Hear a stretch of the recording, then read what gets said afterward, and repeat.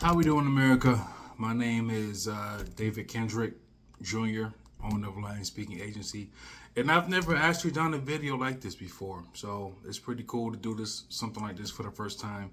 Well, I'm not gonna say it's cool because the time that I have to, the times that we're living in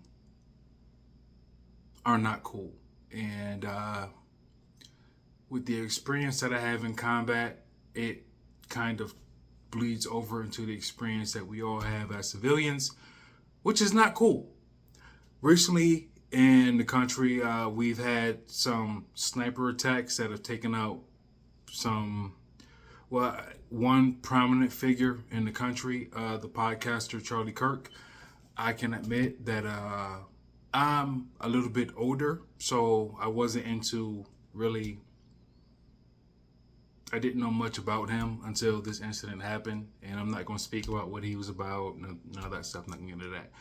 But today, there was a sniper attack at a ICE facility in Dallas, Texas, and I just want to talk about the impact that these sniper attacks can have on on a population, a demographic, because I am a Purple Heart veteran, and I earned my Purple Heart in Iraq after getting shot by a sniper when I was 20 years old.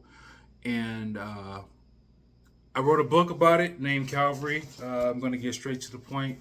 Cavalry, I'm going to read about it here. You can find this book on Amazon. I self-published Cavalry by David Kendrick. This book looks so crappy because I give out a lot of copies of my book for free. So this book that I have here is a book that I had to write for David only in because I give out so many free copies of the book. But to qualify myself, why you should be listening to me, I served as a Cavalry Scout, a 19 Delta in the United States Army from 2005 to 2010. I deployed with the 361st Cavalry Regiment out of Fort Carson, Colorado. During the you could say during the troop surge, our deployment was extended. We deployed in October of 2006, and I was shot by a sniper on June 17th of 2007. I was actually shot in both legs during an ambush. The sniper shot me in my left leg. The bullet severed my femoral artery. The bullet shattered my femur, severed my femoral artery, and it hit my sciatic nerve, so I cannot move the toes of my left foot anymore, which is an injury that caused me years and years and years and years of PTSD. This injury happened to me when I was 20 years old. I deployed with this unit to Iraq when I was 19. I'm originally from Rochester, New York. Big Buffalo Bills fan, go Bills, but let me get into the meat and potatoes of the story.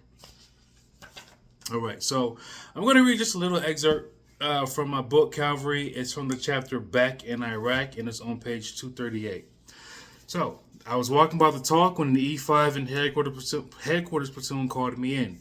Kendrick, I know you just got back, man, but there's something you need to see. He pulled me behind the desk and pulled out his laptop.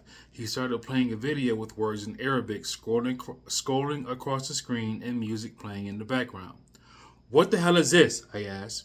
Just keep watching, he said. As the video keeps playing, a man starts speaking Arabic, and his words scroll across the screen in English.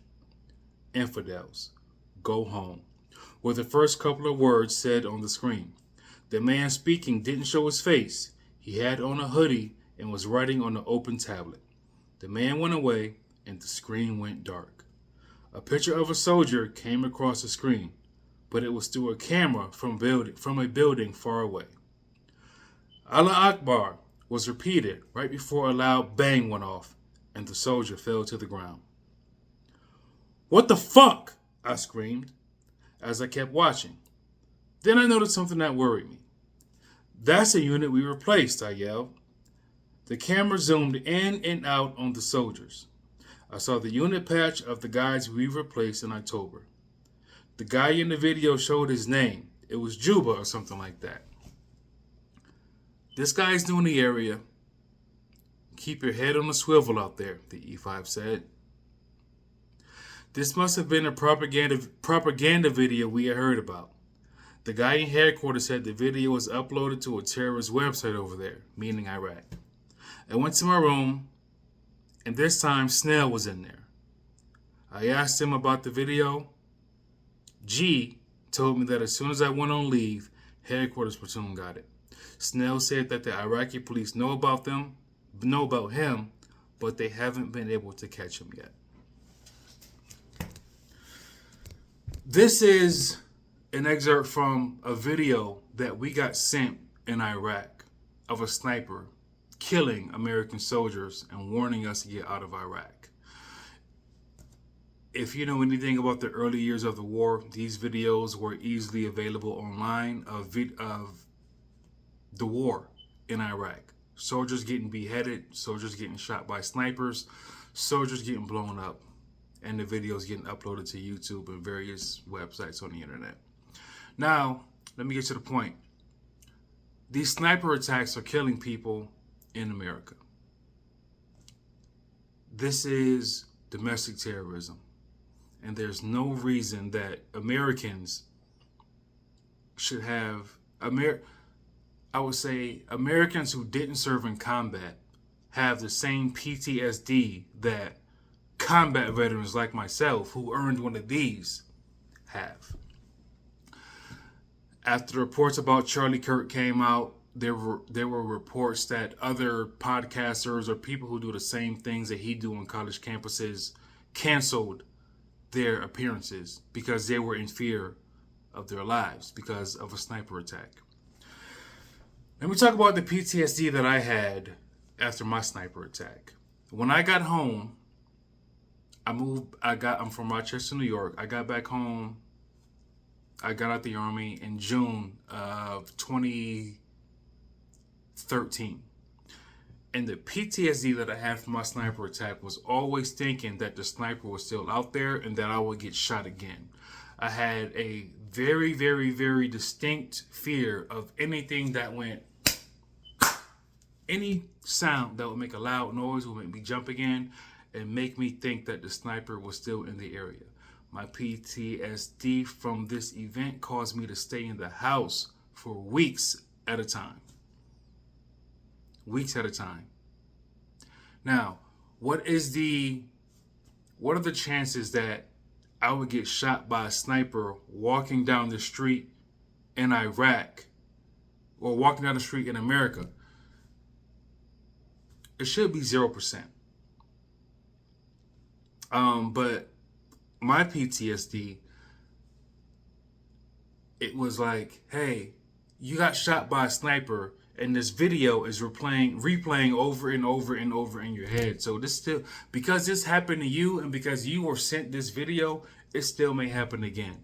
That was my PTSD, and I feel like right now, as an American veteran who defended freedom of speech and all of the American values that we fought for in this country, nobody should feel that. I don't care if you're a Democrat. I don't care if you're a Republican. I don't care what you speak for.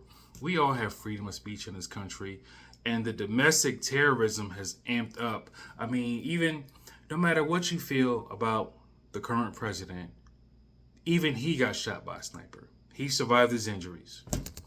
But this violence in the country, nobody should feel the same PTSD that I feel as a combat veteran.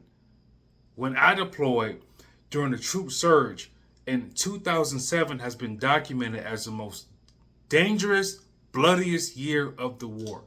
899 soldiers died during that year. I got shot by a sniper. 899 soldiers died. I think 25,000 or more of us got sent home with one of these, or Purple Heart. In the civilian world, there are no Purple Hearts. It's just PTSD, and every time you leave out that door to exercise your freedom of speech, your wife is going to worry about, is my husband coming home again? Your child will worry about, am I going to see my dad again? People in your community are going to worry about, am I going to see him again? And we shouldn't have this in this country. We just shouldn't. We shouldn't.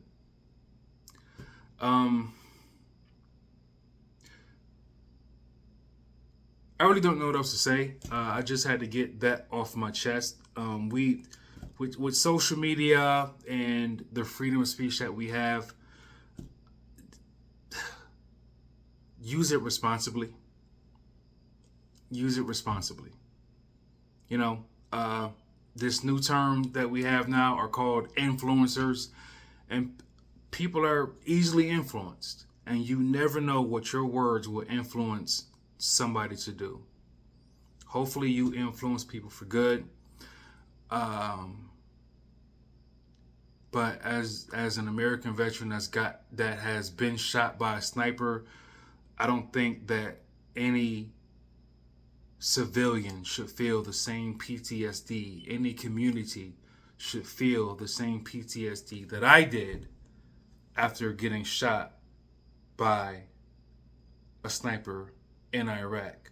And not only in Iraq during combat, but during the most dangerous year of the war, which was 2007. And it seems like right now we are experiencing the most dangerous time to exercise your freedom of speech. Doesn't matter if you are a Democrat or a Republican. We all deserve freedom of speech because we are a nation of immigrants and people fought for these freedoms and for these rights on both sides.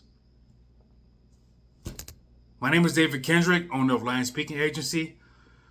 The Lion stands for speaking about big shit and having the heart to speak about it for everybody, not just people you like.